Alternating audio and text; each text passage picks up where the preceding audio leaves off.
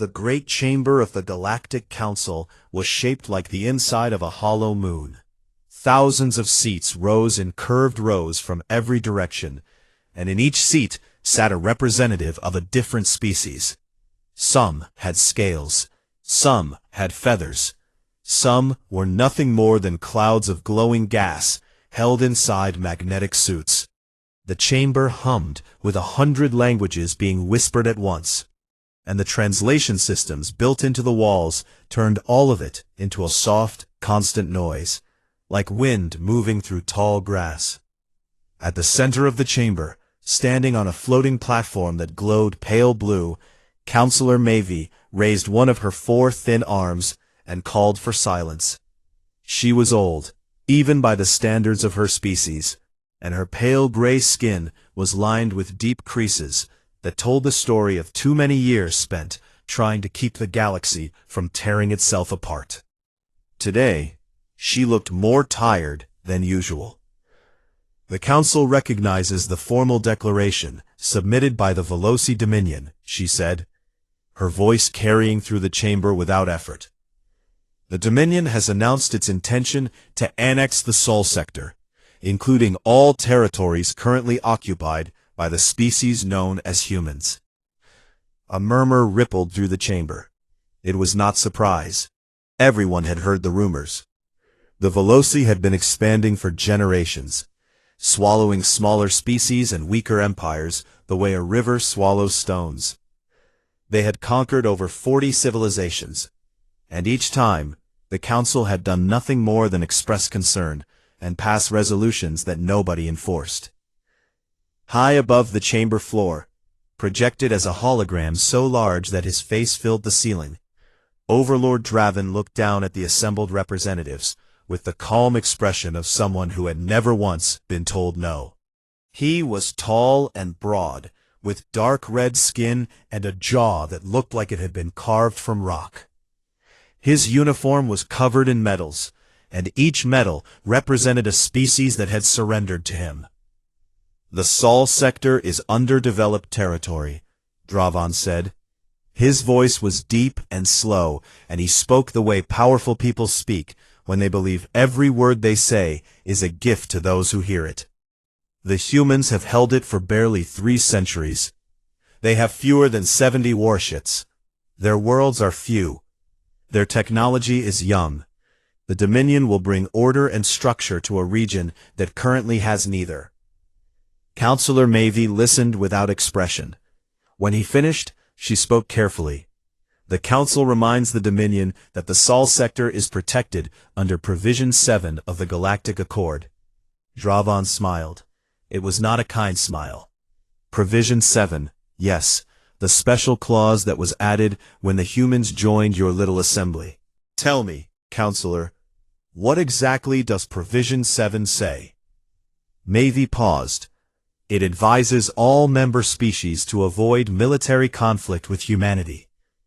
Advises, Draven repeated, letting the word hang in the air like smoke. It does not forbid.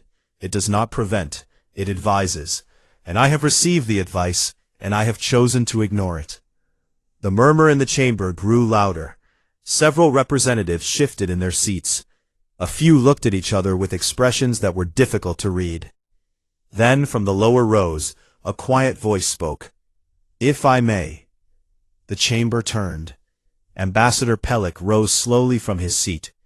He was small and thin, with soft white fur that had gone patchy with age, and large dark eyes that seemed to hold more sadness than any creature should carry. He was the representative of the Eniwa, a peaceful species known for their scholars and their libraries, not for their military. No one expected him to speak at a session like this. The Council recognizes Ambassador Pellick, Mavie said. Pellick looked up at the massive hologram of Draven's face. He did not seem afraid. He seemed like someone who had already seen something terrible, and knew he was about to watch it happen again. Overlord Draven, Pellick said, I will not waste your time with politics or threats, because I know you do not care about either. I will only tell you one thing, and I hope you will listen, though I suspect you will not. Draven looked amused. Speak, old one. Pelik took a slow breath.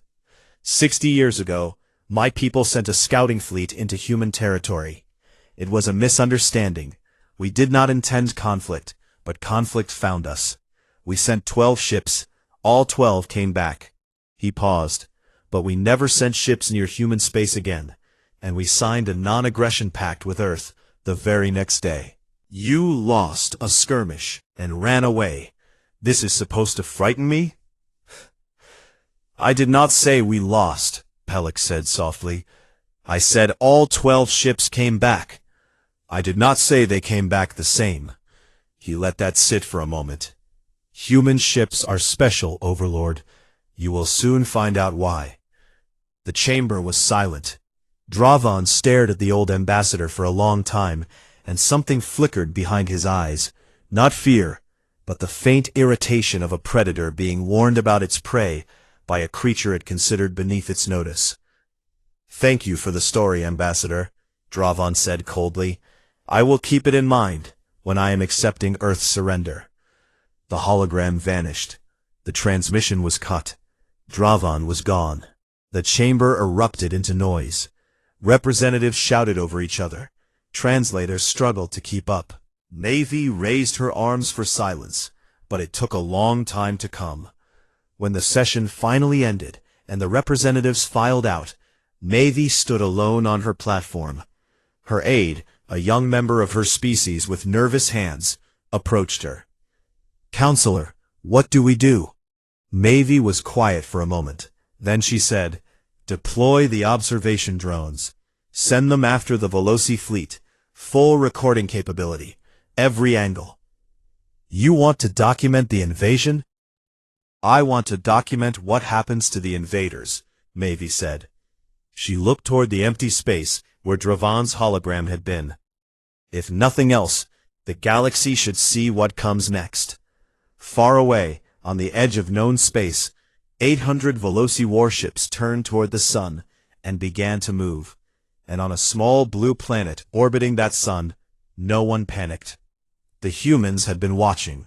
They had been listening, and deep inside their ships, something was already waking up. The bridge of the UENS horizon was quiet, in the way that a room full of people becomes quiet, when everyone is thinking the same terrible thought at the same time. The main display showed a map of the Sol sector, and on that map, a cloud of red dots was moving steadily inward, like blood spreading through water. Each red dot was a Veloci warship. There were 800 of them. Captain Dohan stood at the center of the bridge, with his hands clasped behind his back, and his eyes fixed on the display. He was not a tall man, and he was not the kind of officer who filled a room with his voice.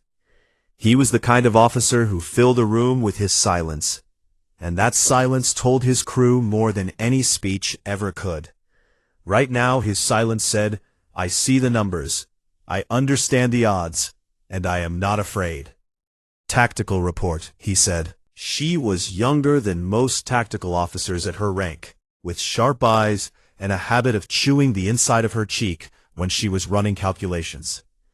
She had been running calculations for the last 4 hours, and the inside of her cheek was raw. 800 ships confirmed, she said.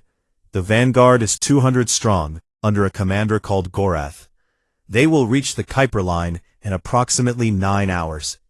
Our fleet is 60 ships, currently in defensive formation along the outer belt. She paused. At standard engagement parameters, we lose in every simulation I have run. Every single one. No one on the bridge moved. Ensign Gia, the youngest person on the ship, gripped the edge of her communications console so hard her fingers turned white. It was her first deployment, and she had spent most of it translating peaceful trade transmissions and cataloging alien radio signals.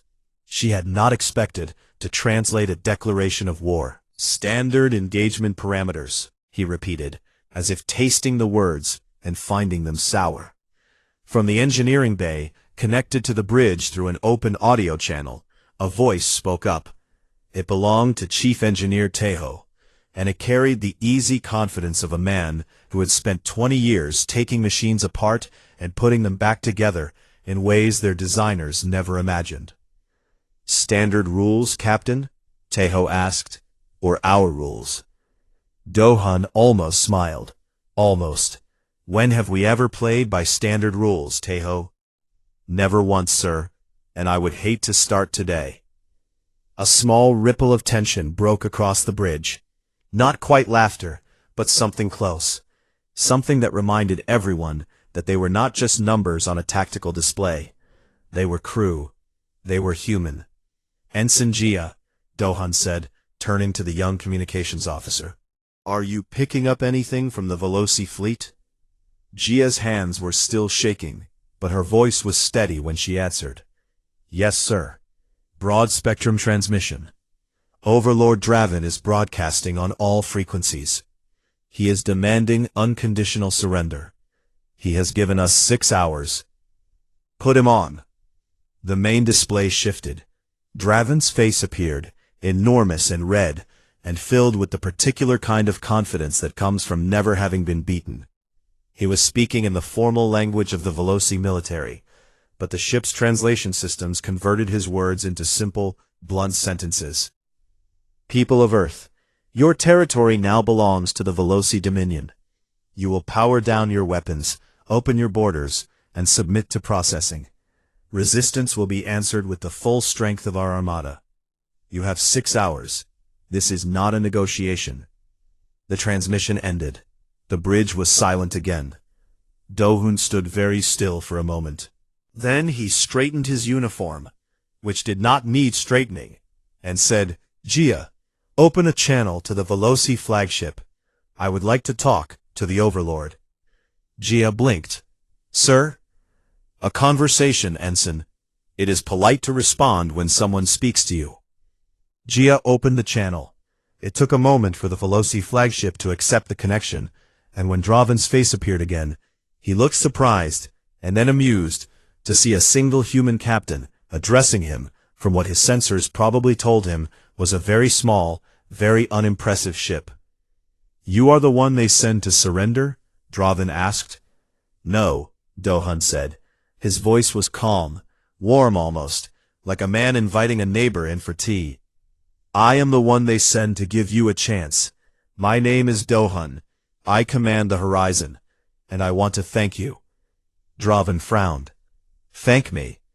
For the warning, 6 hours is generous. Most people who want to kill us do not give us time to prepare." Do-hun paused. "In return, I would like to offer you the same courtesy. I am asking you, sincerely, to turn your fleet around and go home." Draven stared at him. Then he laughed. It was a big, heavy laugh, and it echoed through the bridge like something falling downstairs. "You command 60 ships, human. I command 800. What possible reason would I have to withdraw?" Do-hun looked at him steadily. "Because you do not know what our ships can do. And once you find out, it will be too late to retreat." The laughter stopped. Draven studied Do-hun's face, the way a predator studies something it cannot quite identify. Then the amusement returned, but it was colder now, harder. "You are either very brave or very foolish," Draven said. "In my experience," Do-hun replied, "the difference between the two usually depends on who wins." The display went dark. Yuna let out a breath she had been holding. "He is sending the Vanguard, 200 ships under Gorath. They will be here in less than 8 hours. Do-hun nodded. He pressed the ship-wide communication button and spoke to every person on the horizon. From the bridge, to the cargo bay, to the engine room, where Taeho was already pulling up systems that no Veloci scanner had ever seen before. "All hands, this is the captain. You know what is coming. You know the numbers. And you know that numbers have never told the whole story of what we are." He paused. "Wake up the ship. All adaptive systems to full readiness. Let her know that a fight is coming and that she needs to be ready to learn." Deep inside the horizon, in places where metal met something that was not quite metal, systems that had been sleeping began to stir. the ship's hull shifted by a fraction of a millimeter. Its energy signature changed, flickering through patterns that no alien database could match. Across the human fleet, 60 ships did the same, and in the cold dark of space, 200 Veloci warships flew toward them, carrying weapons that had broken 40 civilizations, confident that the 41st would be no different. War Chief Gorath dropped out of faster-than-light travel with 200 warships at his back and murder on his mind. He was young for a Veloci commander, hungry for glory, and he had spent the entire journey imagining how this battle would look in the history books of the Dominion. A quick, clean slaughter, the kind that made careers. His tactical officer confirmed the human defensive line ahead. 60 ships, spread across the Kuiper line in a loose formation. On his screens, they looked small. Some of them were barely larger than Veloci escort frigates. Their energy signatures were strange, flickering, inconsistent, hard to lock onto. But Gorath dismissed this as primitive technology struggling to maintain power. "All ships, weapons free," he ordered. "Standard assault pattern. Break their line. Scatter them. This ends in 20 minutes." 200 Veloci warships opened fire at once. Plasma lances, bright blue beams of superheated energy, reached across the darkness and struck the human fleet. Gravity bombs followed, warping space itself into crushing fists of force. The weapons were devastating. They had shattered planetary shields. They had torn apart dreadnoughts 3 times the size of anything humanity had ever built. The human ships took the hits. Shields flared white and gold. Hull plates buckled. 2 small frigates spun sideways from the impact. On the bridge of the horizon, the lights flickered, and Captain Dohun gripped the railing as the deck shook beneath his feet. Lieutenant Yuna's console screamed with damage alerts. For 60 seconds, it looked exactly like every other Veloci victory. Then the human ships changed. It started with the horizon. Where the plasma lances had struck the hull, the surface of the ship began to move. It was subtle at first, like watching the skin of water rearrange itself. The hull plates shifted, thickened, and changed color, from gunmetal gray to a deep iridescent black. The next plasma lance that hit the same spot splashed across the surface like water on hot stone and did nothing. In the engine bay, Chief Engineer Tejo stood at the center of a room that was reshaping itself around him. Panels slid, conduits rerouted. New pathways opened in the walls as the ship redirected power to where it was needed most. A damage control team stood frozen nearby, watching a crack in the bulkhead seal itself shut, like a wound healing in fast motion. "She is not broken," Tejo said, his hands flying across a holographic interface that kept changing shape to match the ship's shifting systems. "She is learning." This was what the galaxy did not understand about human ships, and what no species had ever thought to try, because no species had ever been desperate enough or stubborn enough to build something like this. Every other civilization in the galaxy built ships the way they built everything else, as finished objects. A ship was designed, constructed, launched, and it stayed that way until it was destroyed or decommissioned. If a weapon worked against it once, that same weapon would work against it forever. Human ships were different. They were not finished objects. They were living systems. Their hulls were made of nano-reactive material. Billions of microscopic machines woven into the metal itself, capable of analyzing incoming damage and restructuring the hull's molecular composition in real time.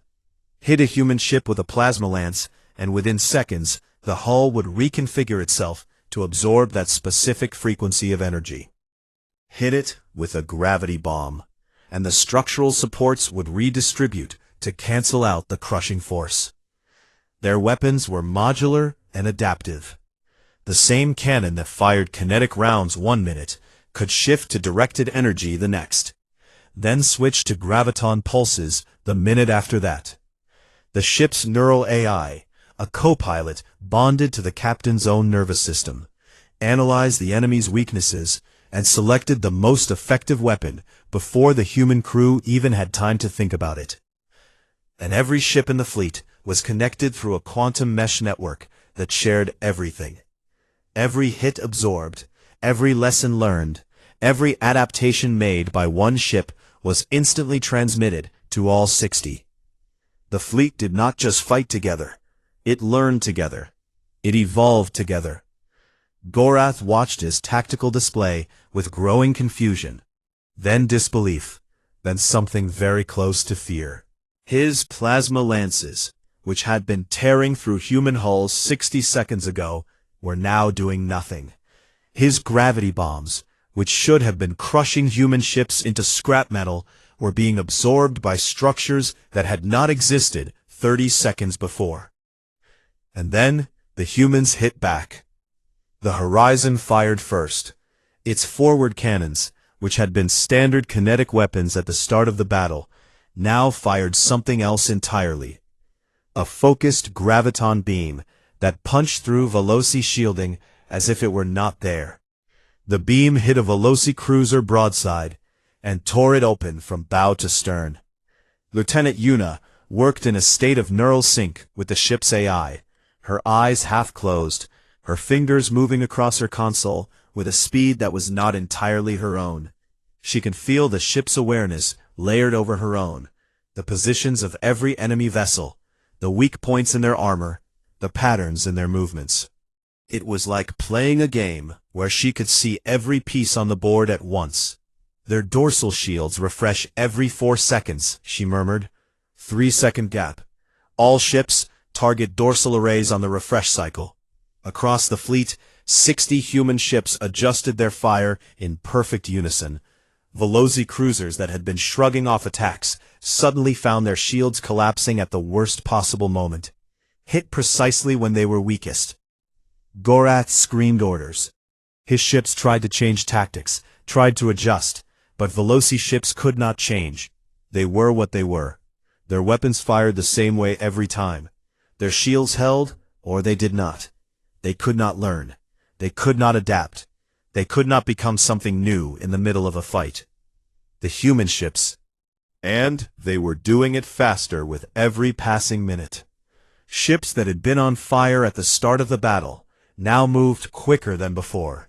Their engines reconfigured for speed. Ships that had lost weapon arrays had grown new ones from their own hull material, different from the originals, better suited to this specific fight. The horizon itself looked different now. Sharper, darker, more angular, as if the battle was sculpting it into something meaner. 20 minutes after the first shot was fired, Gorath's vanguard broke. Ships turned and ran. Those that were too damaged to flee sent surrender signals.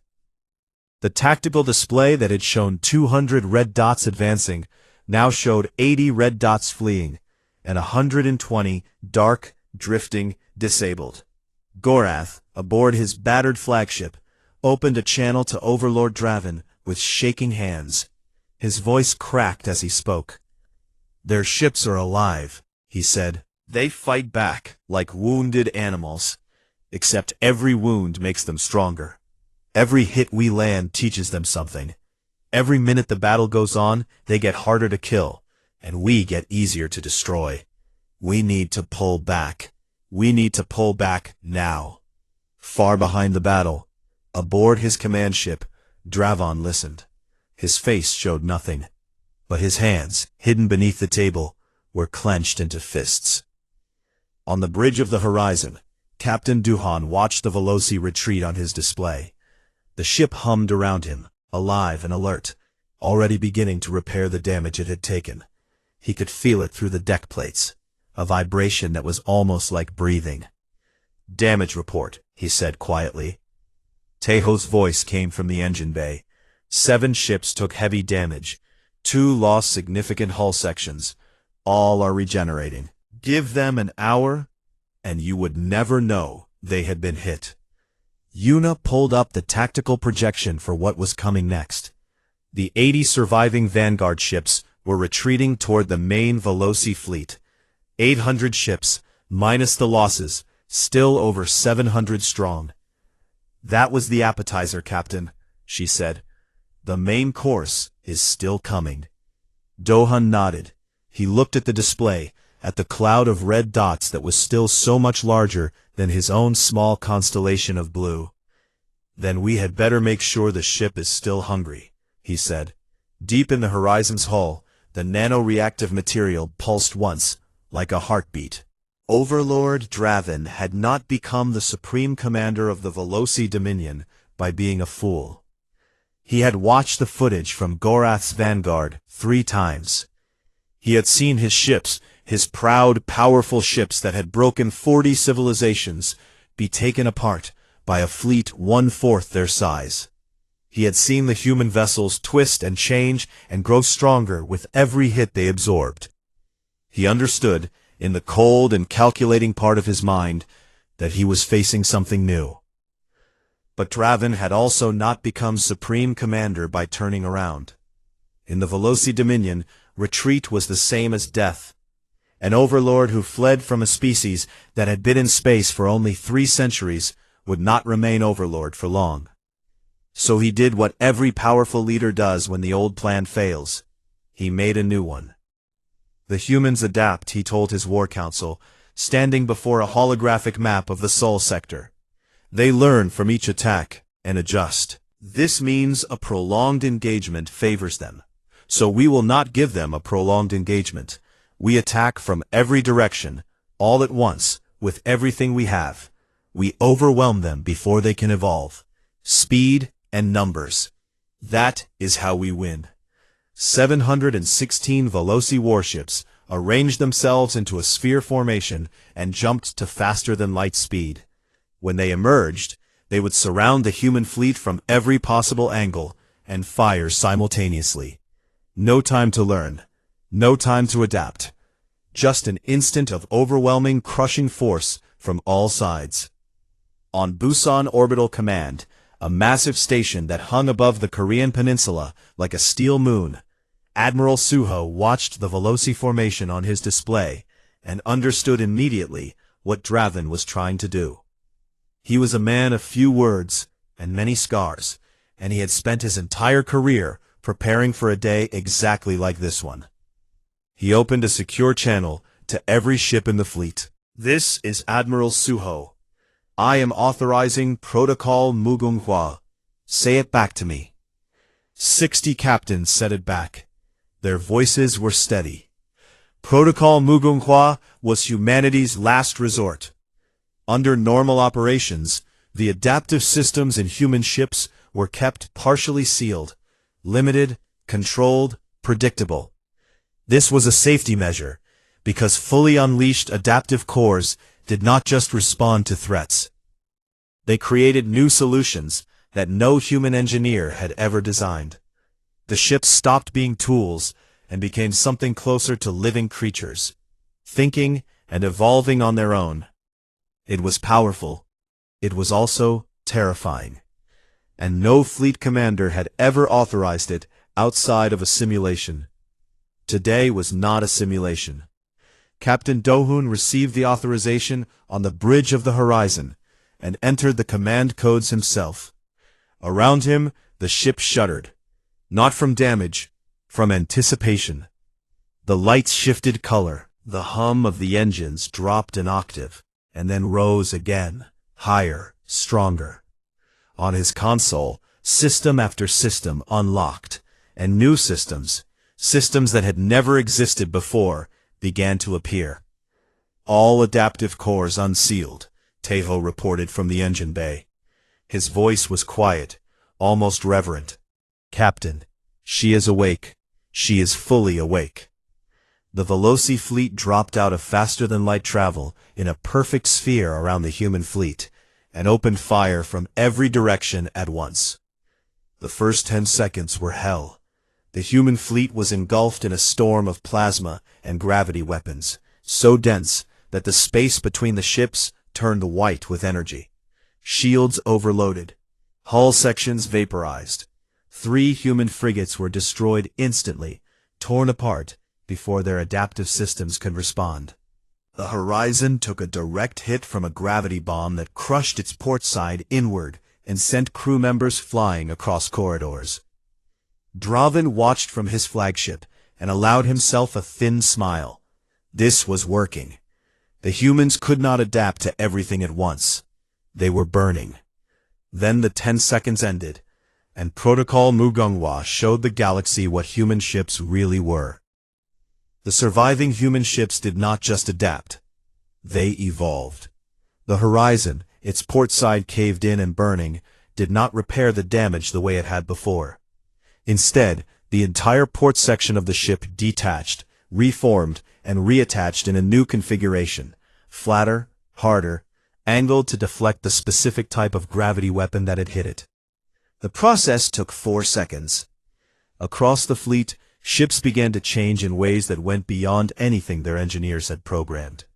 2 frigates that had been badly damaged flew toward each other and merged, their hulls flowing together like liquid metal, combining into a single larger vessel, with twice the firepower and a shape that no shipyard had ever designed. When the battle shifted, they split apart again, each one different from what it had been before. The quantum mesh network that connected the fleet evolved too. It was no longer just sharing data. It was thinking. 60 ships, 57 now after the losses, began to move as one organism, anticipating Veloci attacks before they happened, shifting formation in ways that put the strongest adapted hulls between the weakest ships and the heaviest fire. Lieutenant Yuna sat in the neural sync chair, her eyes closed, her breathing shallow. She was no longer just connected to the Horizon's AI.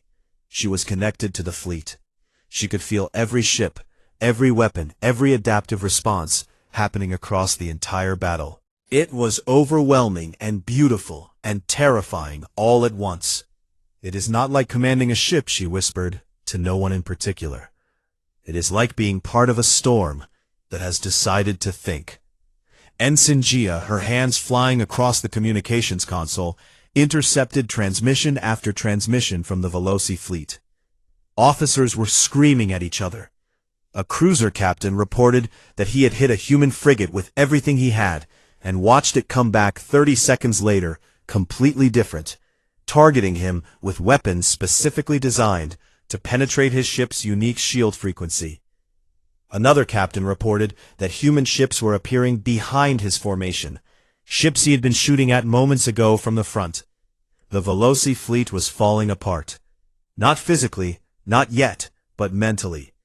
They were soldiers trained to fight enemies that stayed the same. They had no training, no doctrine, no experience for an enemy that became something new every minute. And Captain Dohan, even in the middle of the most desperate battle humanity had ever fought, gave an order that confused his own crew. "Minimum casualties," he said. "Disable, do not destroy, take out their engines and weapons, leave their life support intact." Yuna opened her eyes. "Captain, they are trying to kill us." "Yes," Dohan said, "and we are going to show them that we can beat them without returning the favor. That is how you win a war and gain a galaxy."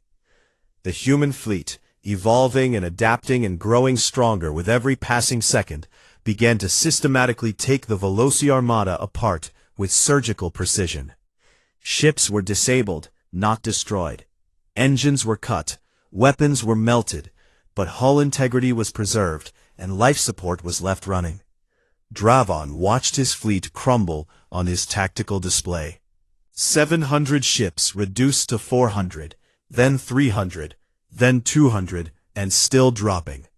Not destroyed, disabled, crippled, left floating and alive, which somehow felt worse than being killed. The humans were not just winning, they were choosing to let the Veloci survive, and that choice felt like the greatest insult of all. In desperation, Draven ordered his flagship to break through the human fleet and head directly for Earth. If he could threaten the human homeworld, perhaps they would stand down. The Horizon intercepted him. Dohan's ship was barely recognizable. It had been hit dozens of times, rebuilt itself dozens of times, and the vessel that now flew toward Draven's flagship looked nothing like the ship that had entered the battle. It was darker, sharper, covered in weapon systems that had grown from its own body, and it moved with a speed that should have been impossible for something its size. The fight between the two flagships lasted 90 seconds. The Horizon hit Draven's ship with a focused graviton lance that collapsed his forward shields, followed by a precise kinetic strike that disabled his main engines, followed by a cascading electromagnetic pulse that shut down every weapon on his ship. The Veloci flagship went dark, drifting, powerless, but intact. Life support still running. Dohun opened a channel. Draven's face appeared on the screen, and for the first time, the overlord of the Veloci Dominion looked like what he truly was, a man who had just discovered that the universe was much larger and much stranger than he had ever believed.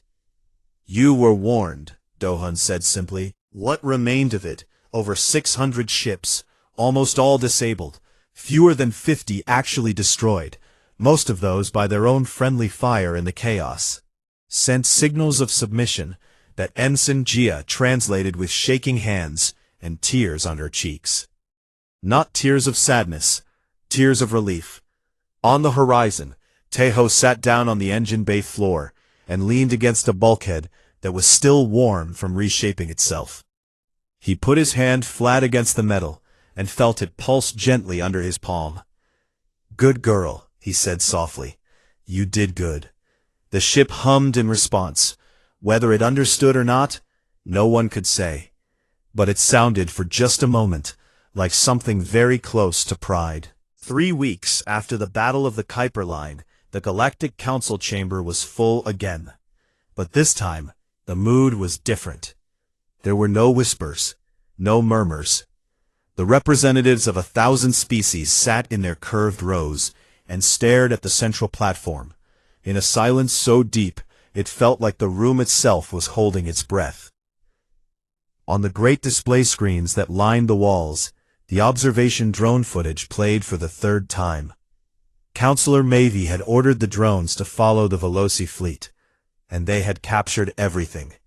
Every moment, every angle. The galaxy had seen the 200 ships of Gorath's vanguard broken by 60 human vessels. It had seen the full armada of 700 ships surround the human fleet and fire with everything they had. And it had seen what happened next. The human ships bending, changing, growing, becoming something new. Something that learned from every wound and came back stronger each time.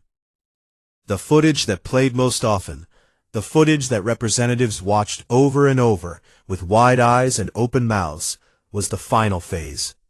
The moment when the human fleet stopped defending and started dismantling the Veloci armada with calm, patient, terrifying precision. Not destroying it, dismantling it. Cutting engines and weapons with surgical accuracy, leaving crews alive, choosing mercy when destruction would have been easier. That was the part that frightened the galaxy the most, not the power, the restraint. Counselor Mavie stood on her platform and read the formal censure. The Veloci Dominion was stripped of 3 border sectors. Its fleet was to be reduced by half. Reparations would be paid. Overlord Draven, present this time not as a towering hologram, but as a small, defeated figure on a screen in the corner, accepted everything in silence. He did not argue. He did not threaten. He did not even look up. The man who had laughed at the council 3 weeks ago now sat with the expression of someone who had looked into the dark and seen something looking back. When the censure was finished, Ambassador Pellick asked for the floor. Mavie granted it, and the old Enowa rose from his seat with the careful slowness of someone whose body was tired, but whose mind was very much awake. "I told you," he said to the chamber, and his voice was gentle, not proud. "I told you that human ships were special. Now you have seen it for yourselves. But I do not think you understand what you have seen. So let me tell you a story I have kept secret for 60 years. The chamber listened. 60 years ago, my people sent a scouting fleet into human space. 12 ships. It was a mistake. A misunderstanding over territorial boundaries. Our fleet encountered a human vessel, a single ship, traveling alone. It was not a warship. It was a colony transport, carrying families to a new settlement. Pelik paused. His large, dark eyes glistened. Our fleet fired first. It was an accident. A nervous officer. A sensor glitch. One shot. That is all it took. The human colony ship was hit. And what happened next changed everything my people believed about the universe. He took a breath. The colony ship adapted. A civilian vessel, carrying children and farmers and teachers. And it adapted to combat in real time. Its hull changed. Its systems reconfigured. It did not have weapons, so it grew them. It disabled all 12 of our warships in less than 10 minutes. 12 military vessels against a single transport ship carrying families. The chamber was completely still. And then, Pelik said, his voice dropping almost to a whisper, the human ship broadcast a message. In our language. It said, "Is anyone hurt? Do you need medical assistance?" He let the words hang in the air. That is why we signed the non-aggression pact. Not because we were afraid of their weapons. We were afraid of those too, yes. But the real reason is simpler.